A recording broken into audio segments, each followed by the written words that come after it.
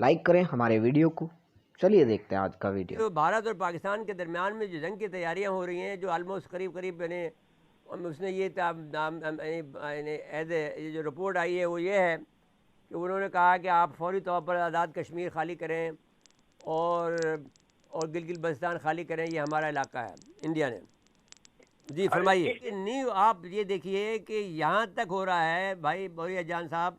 नहीं, आपसे आज अच्छी बातें हम करना चाहते हैं। एक तो वो मक्के में मैंने आदमी सऊदी अरब में बैठ कर ये कह रहा है कि मक्के के अंदर हम जो है काबे के अंदर हम जो है बुत लगाएंगे।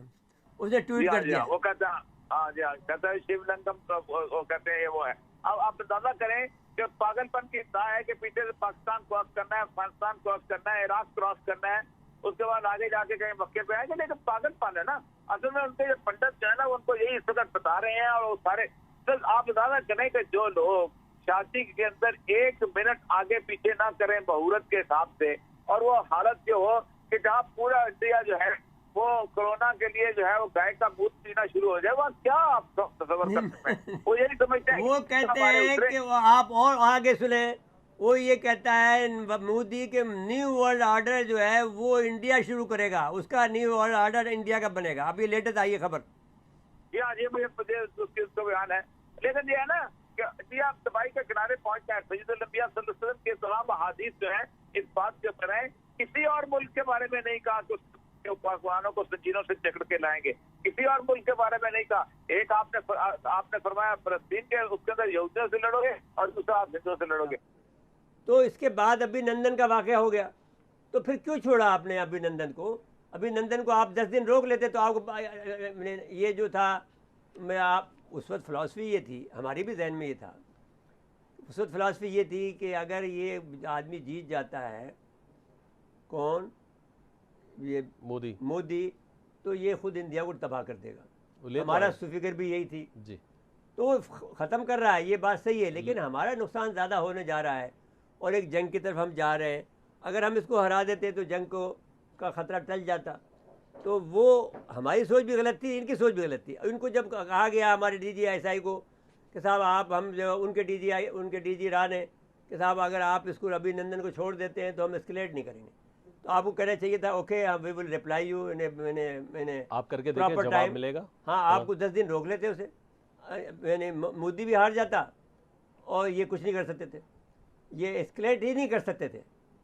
आपको दुनिया भर से प्रेशर आ रहा था, आप उस प्रेशर को बर्दाश्त करते, और उसका नाम मैंने दिया कि स्ट्रेटेजिक पॉज करना चाहिए था आपको जी। जो बाद में फिर आपके जो बड़े बहुत बड़े जो आपके थे DG ISPR, उन्होंने फिर इसको बाई किया मेरे स्ट्रेटेजिक पास के जो कि इस्तिलाह को, क्योंकि हम तो पॉलिटिकल साइंटिस्ट हैं ना, हमारे पास तो इत्तला, हमारे पास ये होता है, हमें मालूम है क्या करना चाहिए।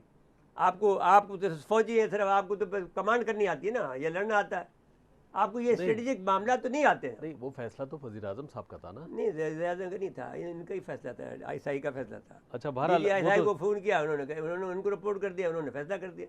चलिए वो तो जो अब हुआ हो, लेकिन अब बात ये कि आपने ये बात तो कर दी कि हमें ये करना चाहिए, लेकिन अब सफारती मास पे भी बड़ा काम करना होता है भाई। सफारती मास पे आपका वज़ीर ख़ारजा बहुत कमज़ोर, मदद उसके अंदर वो चीज़ मौजूद नहीं है जो कि एक लड़ने वाले की बात होती है, जो कि एक बहुत बड़ा जिसमें अज़्म होता है। आप शॉर्ट फॉर्म में ये कर लें, वो एक सिंपल एक आदमी है, वो सिर्फ बातों को घुमा के बोलने की सलाहियत उसके अंदर मौजूद है, और वो भी सिर्फ पब्लिक को एड्रेस करने के लिए। उसको जो इंटरनेशनल के लिए मैं ये बात कहना चाहता हूँ इमरान खान साहब से और तमाम एस्टेब्लिशमेंट से कि Shah Mahmood Qureshi is not fit for the वज़ीर ख़ारजा इन दिस टाइम।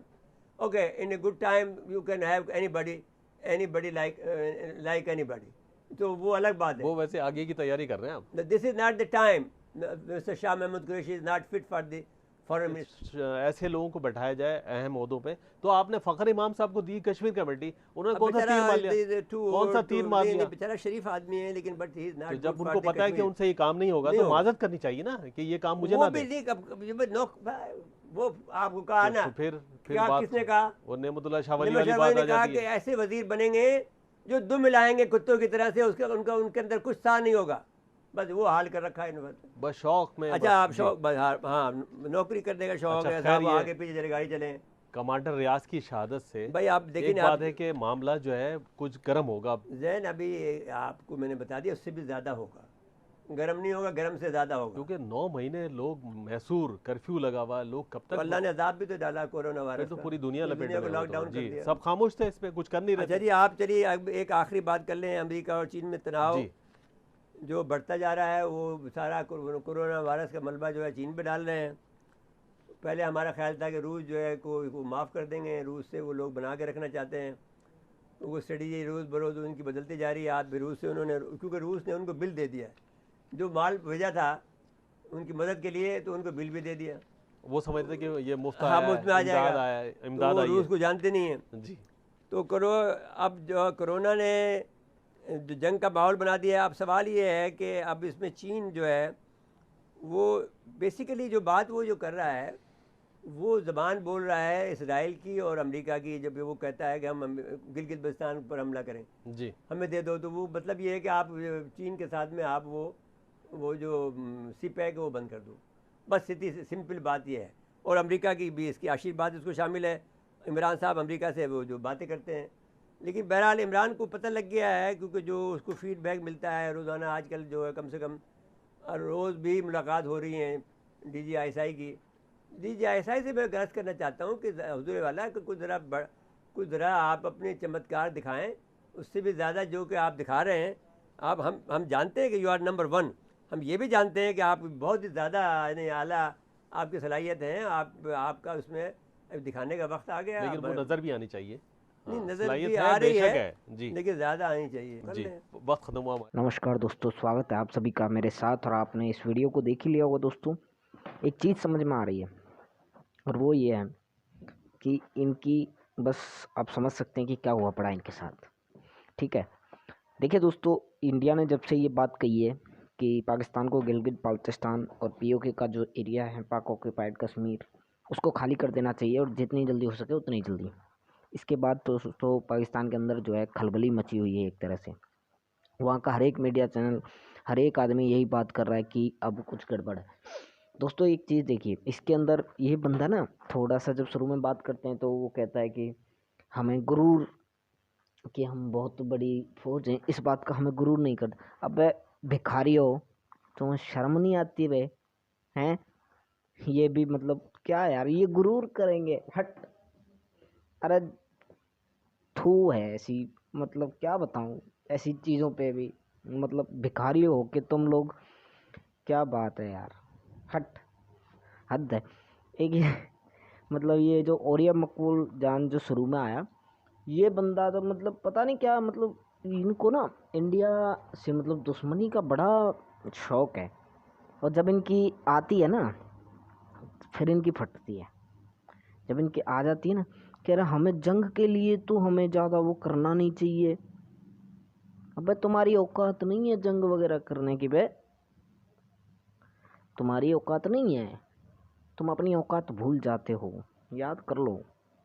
तुम दर दर के लिए भटकते और ठोकरें खाता हुआ तुम्हारा प्रधानमंत्री तुम्हारे खाने के पैसे दूसरों से भीख मांग रहा है, जब तुम्हारा गुजारा चल रहा है, और तुम यार जंग करोगे, क्या औकात क्या है तुम्हारी। बात उसके बाद जो अभिनंदन वाला बोला कि अभिनंदन को रखना चाहिए था, 10 दिन रख लेते।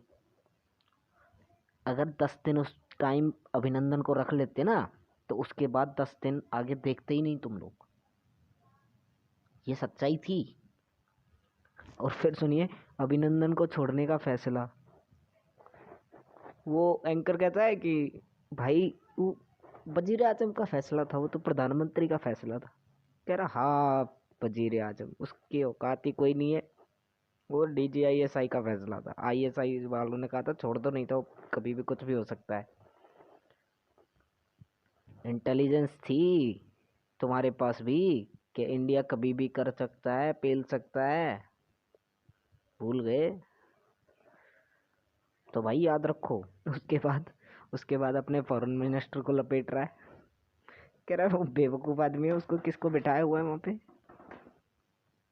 कह रहा है he is not fit for foreign ministry. अबे ऐसा कोई है भी जो इंडिया का मुकाबला करने के लिए वहाँ फिट बैठ सके? कोई हो तो हमें भी बता दो। कि तुम्हारे में कौन सा ऐसा बंदा है जो इंडिया से मुकाबला कर सकता हो और किसी भी फील्ड में कहीं भी कर रहा हो। तुम भिखारी हो, भिखारी। और ये बात तुम्हें बार बार याद दिलानी पड़ती है हम लोगों को, क्योंकि भूल जाते हो तुम अपनी औकात भूल जाते हो। औकात याद रखना ज़रूरी है इंसान को अपनी। और जो आदमी अपनी औकात भूल जाता है ना, उसका हाल यही होता है जो आज पाकिस्तान का हो रहा है। ठीक है, मत बोलो कि तुम्हारा गुजारा दी हुई भीख से हो रहा है। 10-5 रुपए हैं ना तुम्हारी जेब में, वो भी किसी के दिए हुए हैं और वो भी तुम्हें वापस देने, और पता नहीं तुम दोगे कैसे वापस उसको। तो तुम तो उसके बारे में सोचो, इसके बारे में नहीं कि पीओके और गिलगित वगैरह। ये तो निकल लो भाई यहाँ से, यहाँ का टाइम तुम्हारा गया। ये 5-10 दिन का रह गया तुम्हारे पास, कर लो इसको, एंजॉय करो 5-10 दिन। क्योंकि मोदी को तुम अच्छी तरह से जानते हो, जो वो बंदा जो कमिटमेंट करता है ना, उसके बाद उसको रोकना दुनिया में किसी के लिए भी इम्पॉसिबल है। वो फिर रुकता नहीं है। वही अभिनंदन वाले में हुआ था, उसने कह दिया था कि अगर आज सुबह, रात को मैं ये बात कह रहा हूँ, अगर सुबह अभिनंदन मेरे पास नहीं आया तो शाम को पाकिस्तान नहीं रहेगा। तो भूल जाओ कि तुम्हारा कुछ होने वाला है। मैं सजेशन देता हूँ कि गिलगित बाल्टिस्तान और पीओके से अपने बोरिया बिस्तर लपेटो और निकल जाओ। ठीक है, जितना जल्दी हो सके उतना अच्छा है, तुम्हारे लिए अच्छा है, औरों के लिए अच्छा है। दोस्तों, आपको ये वीडियो कैसा लगा आप मुझे बताइए कमेंट सेक्शन में। मैं मिलता हूँ अगले वीडियो में, तब तक के लिए नमस्कार, धन्यवाद, थैंक यू।